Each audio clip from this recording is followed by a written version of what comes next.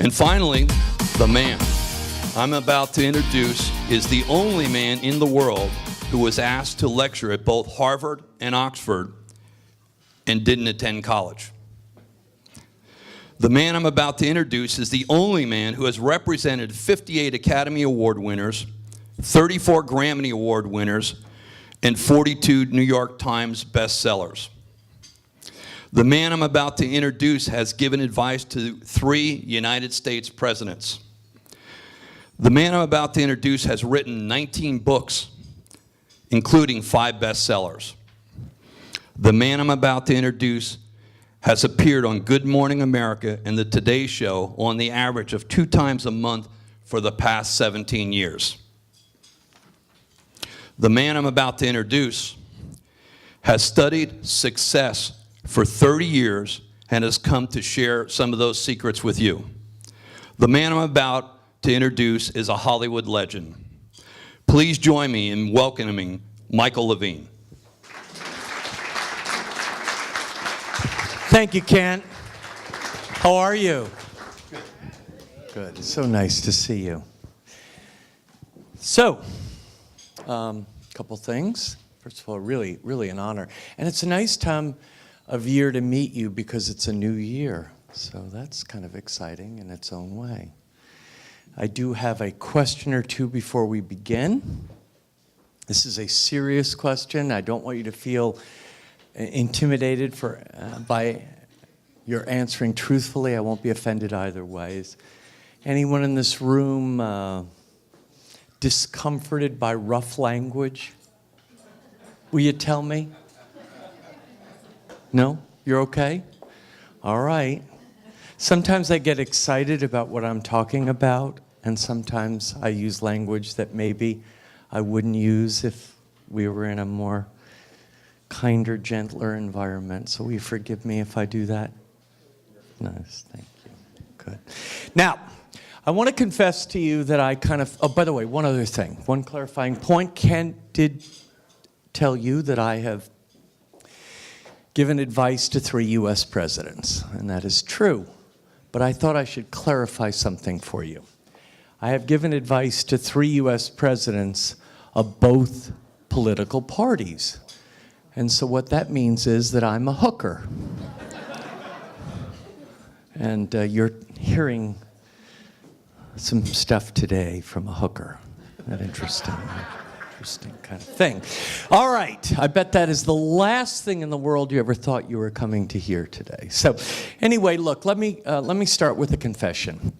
I want to confess to you that I had no training, no training for this public speaking. I fell into this public speaking business by accident. And had I had some training, had I gone to some kind of Dale Carnegie course, I guess I would have been told to begin with a story. And so I will.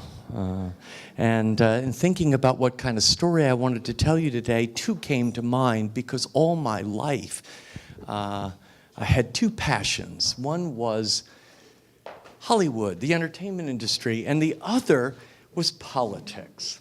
Kind of similar in certain ways. So I was always interested in Hollywood, and I was always interested in politics. So may I tell you a very quick story about Hollywood and about politics? May I do that?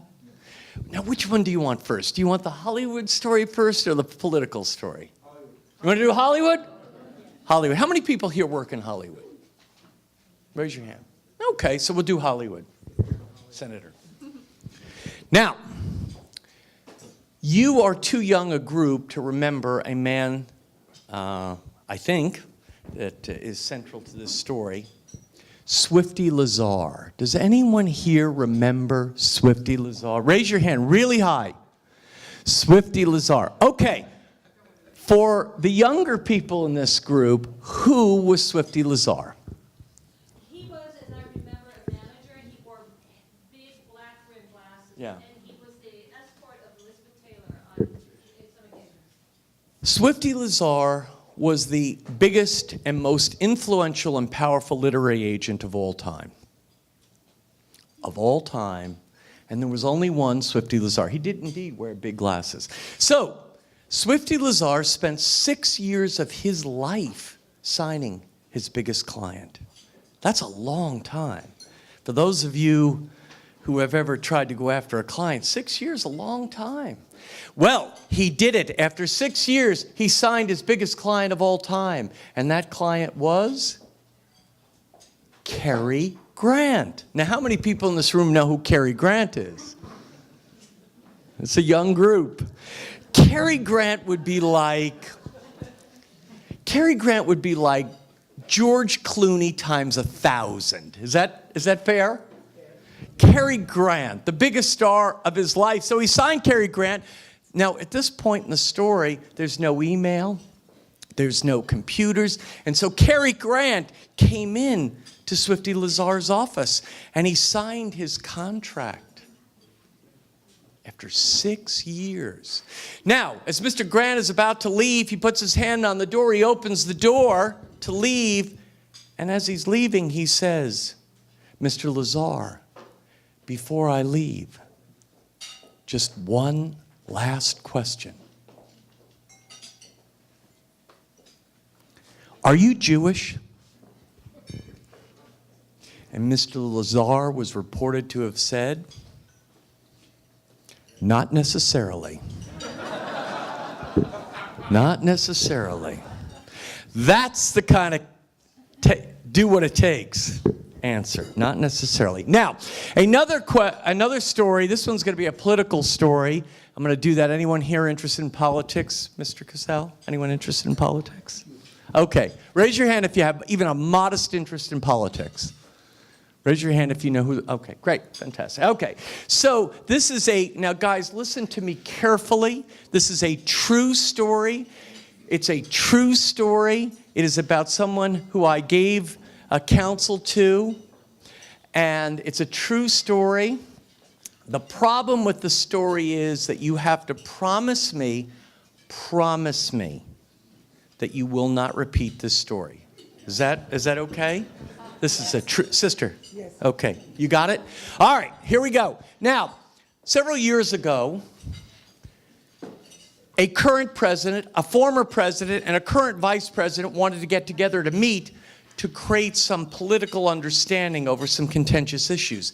And they wanted to do it privately, and it is very difficult when you're either the sitting president, the former president, to meet privately.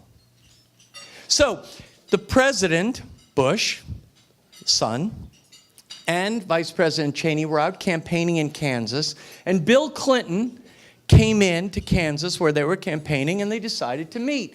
And they decided to meet in the presidential motorcade. That would be the most private place that they could meet.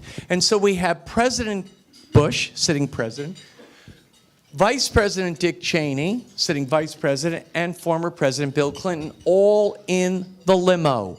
And they're heading to a campaign stop in Kansas. The car is suddenly, unexpectedly hit by a tornado. And the car is transformed into the land of Oz. Car arrives in the land of Oz. One of the men says, "Listen, if we're going to the land of Oz, we got to go meet the wizard." First man that speaks is Vice President Cheney. He says, "Gentlemen, if we are going to go meet the wizard, I want to get myself a new heart." The second person who spoke was President Bush. And he said, "If we go to see the wizard, I want to get myself a new brain."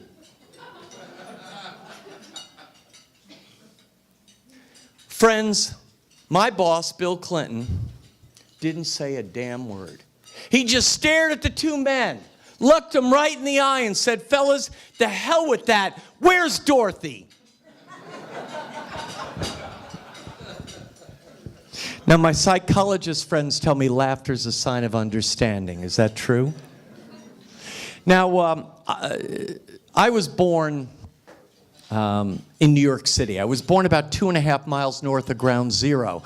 And I was born in not a good home. My mom was an alcoholic. My father was a very nice and gentle man, but he was passive and weak. And my upbringing was not good. I also was burdened by a modest amount of dyslexia. And so I didn't have a very good upbringing. I know how people look today, but I promise you it wasn't as it appears. And so I left my house at 17 with no preparation. When you're born in an alcoholic home, it's basically every man for themselves.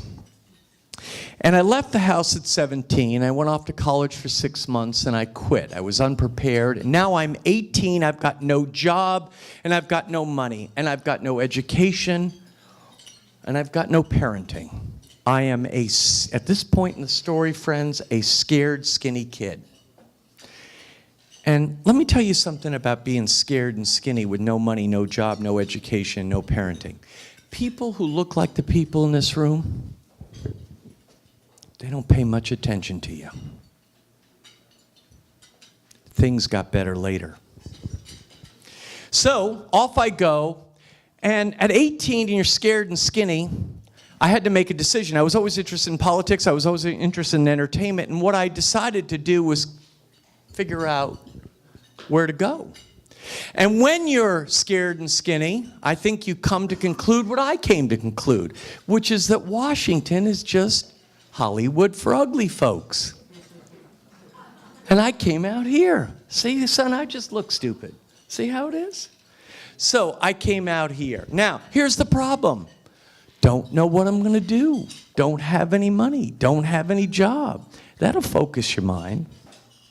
So I decided that I wanted to start a PR firm. Here's a minor problem. Don't know what PR is. Don't know how to do it. But I'll work cheap and I'll work long because I was scared and skinny. I was motivated. So off we go. And, you know, necessity forces a lot of stuff. So off you go, and I figure out stuff along the way because I like to eat, and there was no alternative. So one of the things I did when I got to LA is I burned the boats. There was no backup plan. So okay, so now I'm here in LA. I start this PR firm. I don't know what I'm doing, but I figure it out. And after a couple years, start signing a lot of clients, and things go better than I thought. And I can't understand what the hell's happening to me. And that's when it hit me. What hit me was a question that I've really come here to talk to you about. I've come here to tell you a story about a question. The question is, what is it that I was working alongside these super successful people, and I was trying to figure out what is it the super successful people knew that the mere mortals like me didn't know. Was it something, was it just luck that got them where they were? Or was there something in them, something that they knew, something that they had, something also that could be transferable? Right? Now, I'm very invested in this question for reasons I trust you can understand. Because, guys, if it's just luck, I'm fucked. See, friends, I didn't get good cards. We all get cards in life. Some of us get good cards and play them bad. Some of us get bad cards and play them good. Some of us get medium cards, play them medium. How do you play your cards? So I wanted to understand what super successful people knew. Not successful people, super successful people. What did they know, if anything? Was there any commonality in their thinking, and could it be transferable? Well, at first, it seemed not. What did Oprah Winfrey and Bill Gates have in common, except they had a lot of dough? What did Michael Jordan and Nelson Mandela have in common, except they had a lot of dough? At first, it didn't seem that super successful people had anything in common, which was an answer I didn't like. See, I didn't like that answer, friends. But I stuck with the question. Again and again and again, not for a day or a week or a month. I kept asking the question again and again and again. And after about 3 or 4 years, I came to conclude that there was something that I was seeing at the outer edges of super success. There were qualities that were present 100 times out of 100 in all super successful people. And that's what I've come to talk to you about. 30 years of that one question.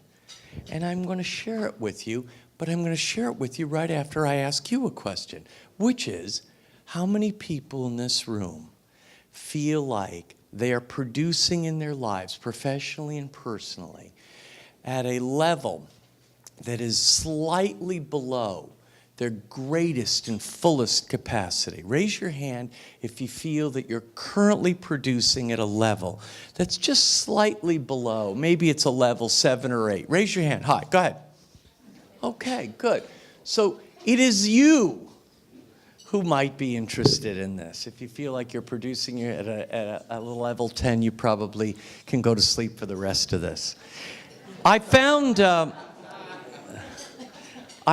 my friends, by the way, we're going to have a great fun in about 5 or 10 minutes. 10 minutes, we're going to go to the most important part of today, which is the questions, comments, suggestions, and alternative speeches. That's the top part. You get to yell at me. It's fun. You're going to love it. Okay, so there were 3 qualities present in all super successful people, 100 times out of 100. Okay? These were natural laws present 100 times out of 100 in all super successful people. Didn't matter the vocation, politics, sports, fashion, didn't matter. All super successful people possess these 3 qualities. Are you ready? I'm going to try to do it in a way that's modestly memorable, and here we go. Yeah, get your phone. You start writing, sister. Okay, pay attention. Okay. I'm going to do it in a way that I hope is memorable by referring to it as the 3 magic O's. Are you ready? Pay attention. Okay, first, at magic O number 1, obsession. Every super successful person, anyone who you respect, dead or alive, has a quality present in them that is more than ambition. Okay? It's more, and you listen, friends, we all know a lot of ambitious people, right?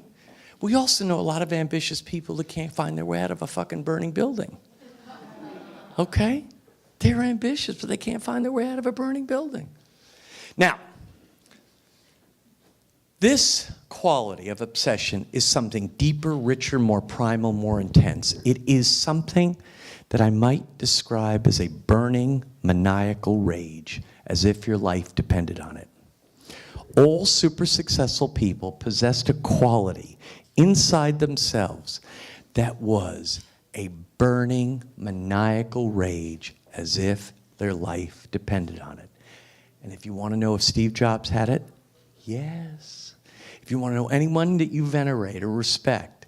By the way, a lot of you like Oprah, right? I like Oprah. And you think she's a nice little Zen master, right? Let me help you. Friends, burning, maniacal rage, as if her life depended on it.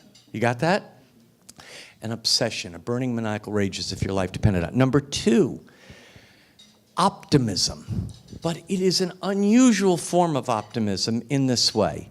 It is not an optimism that is naive, right? There is not a Mr. Rogers-like quality to this optimism. It's a different kind of optimism. It's a paradoxical version of optimism. Now, by the way, before I go further, how many people here have a modest understanding of the concept of paradox? Raise your hand if you understand paradox modestly well. Yeah? Okay, what's paradox? Come on, you're a public speaker, sister. Let's go. What's paradox? He's awesome. He knows how to verbalize. A paradox is something that is unusual in that it appears as if it ought to be one thing, but in fact it is another. So like 2 contrary ideas, right? Love is joyful. Love is painful. Love is joyful, love is painful. Now, if you don't understand the concept of paradox for any reason, I'd encourage you to look it up, and here's why. Because, friends, you can learn a lot of shit in life about a lot of subjects, and you don't need to know anything about paradox. If you want to learn how to make a Chinese chicken salad, you don't need to know anything about paradox. But if you want to learn about anything that Shakespeare talked about, you better understand paradox.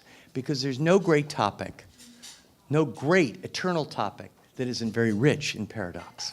Got that? Okay, so the optimism that our super successful friends had was a paradoxical optimism. and it goes like this. It was an optimism born after a militant need to face the brutal facts. It was an optimism born, created, after a militant need to face the brutal facts. And here, my friends, were the two brutal facts that our super successful people found when they peered into the face of destiny. Number one, the game is not easy. Number two, the game is not fair. However, our super successful friends came to conclude, though the game is not easy, and though the game is not fair, the game with enough burning maniacal rage and focus is winnable, though not easy and though not fair. So the optimism is an optimism born or created after a militant need to face the brutal facts. The greatest, I try really hard not to name drop in speeches. I've been very blessed to know a lot of very famous people, and I try not to use too many celebrity names in speeches. I find it disingenuous. But I break my own rule a couple of times. This is one. The smartest thing ever said to me on the subject of optimism was said to me by General Colin Powell in 6 words. The most profound thing I've ever heard about optimism was said to me by General Colin Powell in 6 words. And by the way, that's pretty impressive. Try being profound in 6 words. Try that sometime. Here's what General Powell said to me. He said, Michael, that word doesn't count. That's a name. He said, Michael, perpetual optimism is a force multiplier. Perpetual optimism is a force multiplier. And what I think the general meant by that is, because he's a military general, if you take 10 men and you saturate them in an environment of optimism, those 10 men can fight with the force of 50. If you take the same 10 men, you put them in an environment, you saturate them with negativity, they can't fight with the force of 2. Perpetual optimism is a force multiplier. Number 3, obligation. Our super successful friends had a weird, wacky relationship with responsibility. They were super responsible. Their word was their bond, particularly to themselves. They didn't have casual relationships with their word. They made goals that were measurable, discernible, timed, shared almost always, virtually always written, shared almost always, virtually always written. So if you're sitting here tonight and I say, you got a plan? Son, you got a plan? And you say, I do. And son, if it's not written, you don't have a plan. You got a bunch of fun ideas floating around your pretty head. See, you think you got a plan. If it's not written, son, you don't have a plan. Okay, if you can't share it with me in 5 minutes, you got a bunch of fun ideas floating around your pretty head. Okay? They didn't say, next year I'm going to lose some weight. They said 8 pounds July 4th. You see the difference? Clear, measurable, discernible, shared, almost always written. Often with people strong enough to stick their foot in your rectum. See, in your rectum. See how it goes? See how it is? There you go. See? Virtually always. We don't always love our best teachers. We don't always love our best teachers. Think about that, right? We don't always love our best teachers. The third magic O, the obligation, comes today's only voluntary homework assignment, which is fantastic because it's voluntary. You don't have to do it. Isn't that the best kind of homework? This is homework you don't have to do. But I'm going to give it to you anyway. Now, here's some more good news about the homework. Number 1, you can do it in the next 24 hours. Number 2, you can do it in 10 minutes or less. And number 3, you can do it for free. Not bad. Okay, listen carefully. You can do this homework, son, in 10 minutes or less, for free, and in the next 24 hours. Okay? Now, it's voluntary. You don't have to do it.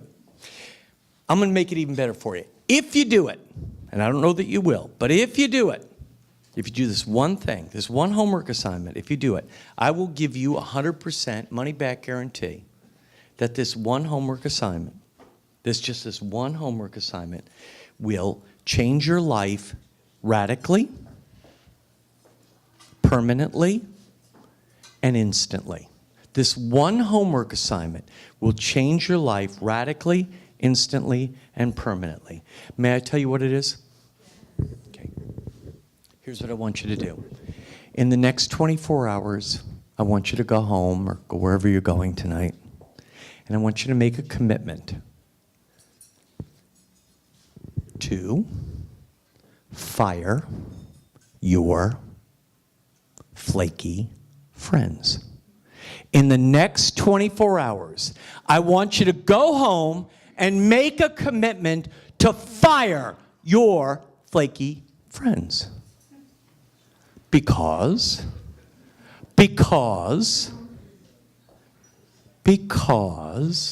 nothing will interfere with your capacity to reach your fullest and greatest potential like the secondhand fumes of flakiness. Which is why I have been trying to tell audiences in the last year, your life will get better. Your life will get better if you come to see the world through the prism of maybe is no. Yes is yes, no is no, and what's maybe, sister? Word. What's maybe? No! Yes is yes, no is no. What's maybe? No. Thank you. If you want your life to get better. Now, if you want your life to remain in a semicircle, exhausting yourself, then you can think of maybe any time you want. You see, the truth is, friends, that right now, within 10 miles of this restaurant, there's about 20,000 people crying their eyes out.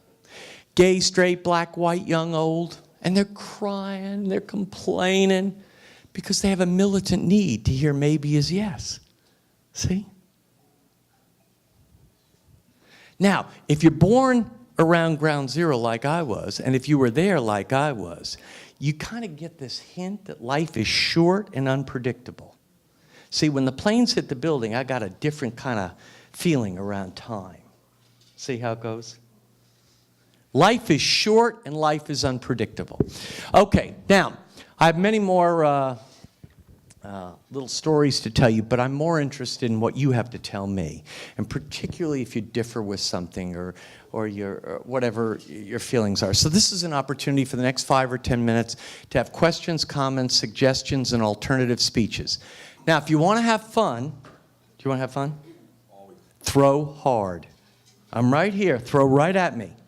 Go ahead, son, right there. Throw hard. So who wants to do the first question? You want to do the first question? All right. So how would you fire your flaky friends? How would you fire your flaky friends? Well, let me tell you how not to fire your flaky friends. What's your first name? Brother Todd. Here's how you don't fire them. By being flaky. You don't ignore them. You call them up. You call them and you say, or you meet them and you say, Arthur, listen, I love you. I'm talking like Clinton now. I don't know why. I love it. Arthur, I love you. I don't know this Monica girl. I don't understand it. This thing is crazy. Arthur, I love you. But I heard this crazy guy speak, and he said, I got to fire my flaky friends because it's fucking up my life. And so I got to fire you, buddy. But good news, if you're completely, unconditionally willing to renounce your flakiness, you can be rehired. You're on probation. It's going to take you about 6 months to get back in. Let me know how it works out. Okay, Todd. All right, let's do a woman. Somebody must want to punch me in the nose. Come on. Carrie, you got something you want to say to me? You got a question, comment, suggestion, alternative speech? I just want to thank you because I might not have any friends left anymore after. So Sister Carrie's fucked up all her friends. I just fucked up all Carrie's friends, and she wants to thank me. All right, cool. All right, who wants to go next? Come on, who's got some guts? Listen, let me tell you this. Success deal isn't for cowards. Get your ass up and ask a question, son. What's wrong with you? All right, who wants it? You want to do one? How would you rehire them then? Cautiously. The great Ronald Reagan line. What's the great Ronald Reagan line? Trust but verify. Trust but verify. Don't believe a word of what they say. Believe everything of what they do. Okay, you have a question, kid? Come on. What do you do for a living? I'm a mother. Okay, what do you want to do for a living 5 years from now? I'd like to be An actress, okay. Well, who do you most admire? Give me a career that you most admire. I didn't hear. Actually, Sandra Bullock. Sandra Bullock. Okay, I used to represent Sandra Bullock. That's a very good. So do you understand why the things that we're talking about today have some interlink to what it takes to, what you've chosen to do is hard, kid. It's a long shot, right? Yes. Okay. All right, who else has a question, comment, suggestion, or alternative speech? Let's do one or two more, and then I'm going to let you guys. You want to do one? Come on, you're strong. I know you. Come on, kid. You got real estate. I give a damn. So how many successful realtors do you know? Very few. Let me tell you why I know very few. And let me tell you why you're successful in part. You're successful in part because you're really good at what you do and you work real hard. You're successful at what you do because you're really good at what you do and you work real hard. And working hard doesn't mean 40 hours a week or 50 or 60. But let me tell you another reason you're successful, kid, if you're honest with yourself. One of the reasons you're successful is because you're blessed. Because you've been born into a society at exactly the right moment in which your competition is largely stupid and lazy. See, guys, your competition is largely stupid and lazy. That's why America's getting its ass kicked, right? So if you're willing to do that which people aren't willing to do, namely work, there you go. It's not hard. Okay, one more and then Brother Ken. So, obviously, you talked about all the obstacles in your life, growing up and dyslexia and everything else. And, we all have had our obstacles. So what was the tipping point for you? You got into the PR business, and what was the tipping point that all of a sudden it just started to happen? Malcolm Gladwell has just written a great book called David and Goliath. It's a story about misfits and underdogs. So I guess I was interested in it, right? I was a misfit. I was an underdog, right? And what Malcolm talks about so brilliantly, and I have spoken about it as well, not nearly as articulately as he has, is the advantage of disadvantage. Right? Now, humans are funny people in lots of ways. They have compensatory coping systems. Let me explain that in lay language. I used to represent Ray Charles. Do you remember Ray Charles? Now, Ray Charles couldn't see. But let me tell you something. He could hear. Okay? Humans develop compensatory behavior patterns, right? Workarounds, right? So with dyslexia, a high number of CEOs are dyslexic, right? Because they can't, and I was, right? And we can't read real well, but we learn to listen intensely. We hear and see things that average people who can read better. So there is an advantage to disadvantage. What happens is disadvantage does one or two things. It either shuts you down or motivates the hell out of you, right? Now, why does it motivate some people and shut others down? I don't know. I'm not that smart. I'm just an amateur. I don't know. Why did I take the bad cards I got and have it motivate me where other people turn to other things? I don't know. I'm not that smart. But I do know that if you're willing to adopt those 3 qualities into your life, right? There is you have a rendezvous with destiny that you can't even begin to imagine. In part because you're going to liberate yourself in ways that you just are not going to find believable. But another part because your competition is stupid and lazy. So with that happy news, I'm honored to be here. Thank you, Kent. Thank you for the opportunity. Thank you for the chance to meet you. I hope we get a little more opportunity to visit and as we say goodbye. And please join me in thanking Kent sincerely for this. A great thing. Thank you, Kent. God bless. Thank you very much, Michael. Great speech. So enjoy your lunch, and thank you again very much for coming. I really appreciate it.